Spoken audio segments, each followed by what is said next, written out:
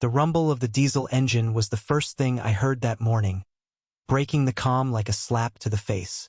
My Jeep sat in the driveway, clean from a weekend detailing, parked exactly where it belonged in my own property. Yet there it was, a massive tow truck blocking half the street, hazard lights flashing like some kind of emergency. And strutting in front of it, like a parade marshal drunk on power, was Karen.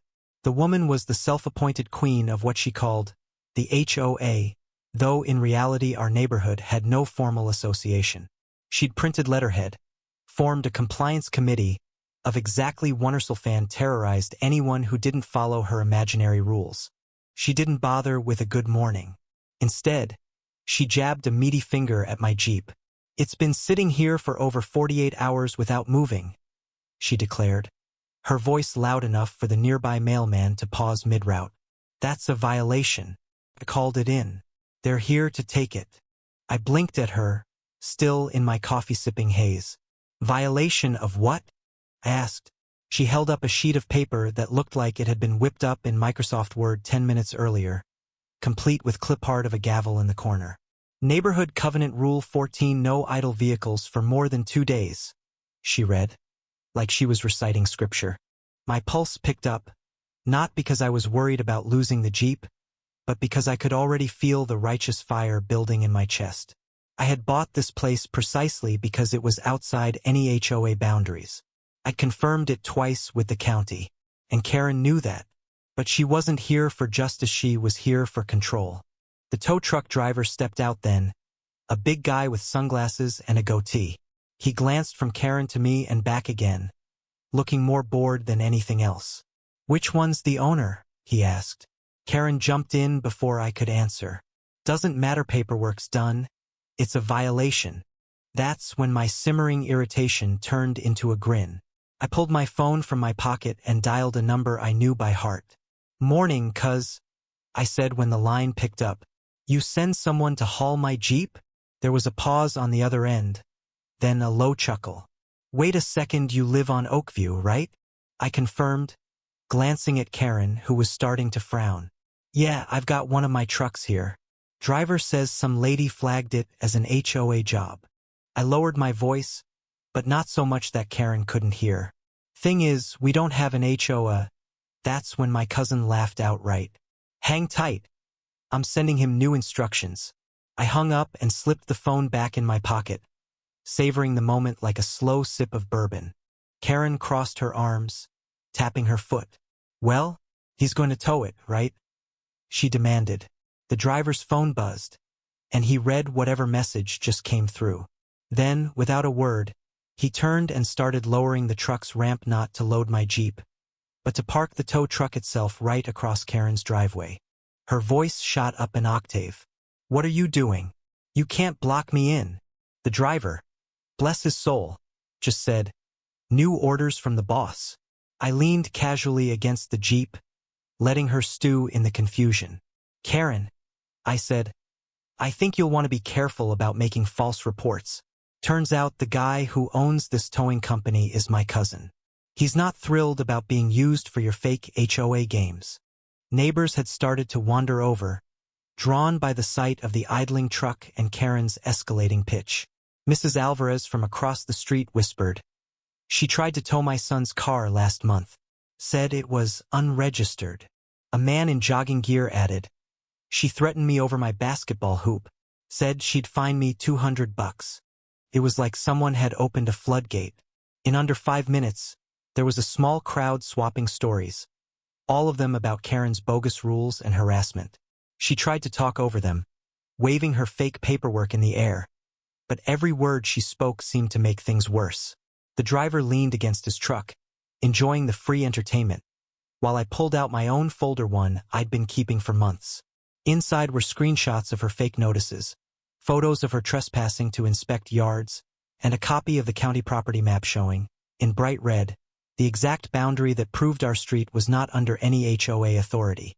I stepped forward and held it up so everyone could see. "She's been lying to us. Every letter, every violation, every threat, none of it's legal. She has no jurisdiction here at all." The murmurs turned to outright outrage. Someone shouted, Call the sheriff.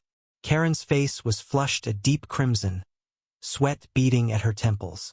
That's when a twist none of us expected walked into the scene. A patrol car rolled up, and out stepped Deputy Harris, the same deputy who'd ticketed Karen's son last month for blocking a fire hydrant. He took one look at the papers in my hand, then at Karen and said, "We've already warned you about impersonating an HOA officer, ma'am. You know that's fraud, right?" Karen stammered, trying to frame it as a misunderstanding.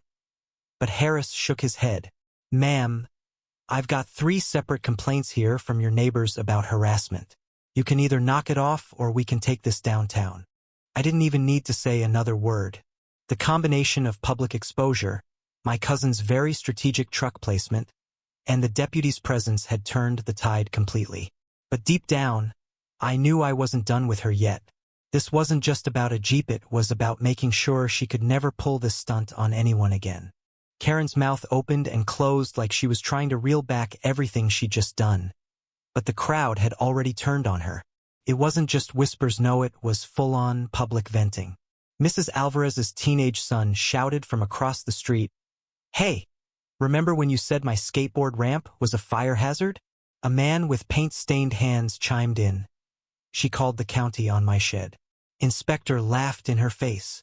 Karen tried to rally her authority, waving her arms and shouting, "These rules are for your own good." But the driver of the tow truck leaned out his window and muttered loud enough for half the street to hear, "Lady, you're one rule away from getting sued." That earned him a burst of laughter and even a few claps. Deputy Harris didn't move. He just stood there with his arms crossed, watching her like a parent watching a toddler mid-tantrum. "Ma'am," he said, voice calm but ironclad, "you need to step away from this property right now. This is private land. You've been told before." His tone was the kind that didn't invite argument. Karen's eyes flicked from him to me, to the tow truck, to the ring of neighbors who were now recording every word on their phones. She tried to slip into damage control, turning toward the deputy. "I was just trying to keep the neighborhood safe." And that's when the twist hit. From the end of the street, a dark blue sedan pulled up and parked. Out stepped a woman in a crisp navy blazer with a county seal on the breast pocket. She introduced herself as Linda Ortiz from the county clerk's office. "I was in the area and decided to stop by," she said, her gaze landing squarely on Karen. "Mr. Daniels," she nodded at me, "sent our office several months' worth of documents that appeared to come from an official HOA. After reviewing them, we found no registered association for this neighborhood, which means these notices, fines, and enforcement threats were all fraudulent." Karen went rigid. "That's not," she started. But Ortiz cut her off with a raised hand. "And in at least 2 of these cases, there were attempts to alter county property records to make it seem like certain parcels were under HOA authority. That's a serious offense, ma'am." The word "serious offense" hit like a slap, and Karen's face drained of color. The murmurs from the neighbors turned into audible outrage. Someone shouted, "So she's been lying about everything." Another voice, sharper, said, "She almost had my car towed last week." Even the mailman, who'd stopped to watch, shook his head and muttered, "Unbelievable." My cousin, clearly enjoying himself, leaned against the side of the tow truck and said, "So want me to move this rig? Or should I just leave it here blocking her driveway until she cools off?" That got the biggest laugh of the day. Karen's hands balled into fists, but for once, she had no comeback. Ortiz handed Deputy Harris a folder. "This is going to the county attorney for review. In the meantime, we recommend you file a harassment injunction." Harris nodded and turned to me. "You want to do that now?" I glanced at Karen, who was trembling part fury, part fear, and said, "Absolutely." The paperwork didn't take long. Harris filled it out right there on the hood of his cruiser, and within 10 minutes, Karen was served with a temporary restraining order. She had to stay at least 50 feet from my property until a court hearing. When she read the document, her lips moved silently, like she was still trying to convince herself this wasn't happening. The best part? The entire scene, her yelling, the deputy's warning, Ortiz's statement, was caught in crystal clear video by at least 4 neighbors. By evening, Clips had started popping up in our town's community Facebook group, each with captions like, "Karen gets owned," and "Fake HOA busted." The next morning, a local news reporter knocked on my door, asking if I'd be willing to share my side of the story. I did. So did Frank from 2 doors down, Mrs. Alvarez, and even the tow truck driver. Within 48 hours, the whole town knew about Karen's fake HOA scheme, and the fallout was brutal. The county attorney formally charged her with falsifying public records and harassment. She had to pay fines, restitution to neighbors she'd fined, and best of all, she was banned from participating in any HOA-related activities in the entire county. A week later, I was sitting on my porch, sipping coffee, when my cousin rolled by in the tow truck again. He honked once and grinned. "Think she's learned her lesson?" he called out. I just smirked and said, "With Karen? I doubt it. But at least she won't be bothering anyone here again." Neighbors still stopped to thank me. Some even joked about forming a real HOA not to enforce rules, but to protect the community from people like her.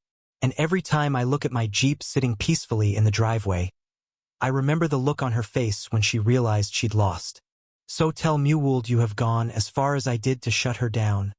Or would you have let her dig her own grave without stepping in?